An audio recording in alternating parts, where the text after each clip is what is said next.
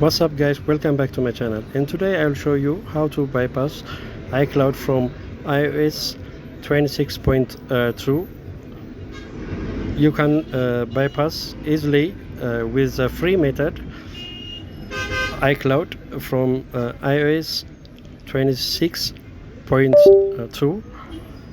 It's a new version of iPhone, so you can watch the whole video and you can see the tricks how to bypass iCloud from iPhone 14 Pro Max.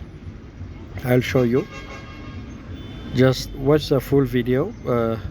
Don't miss anything for it's working. First we check the iCloud like this.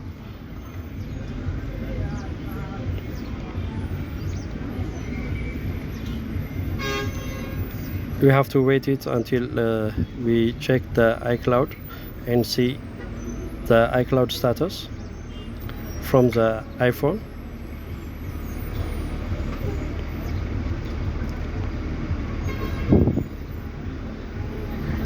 So now as you can see, it have iCloud lock, so it's on.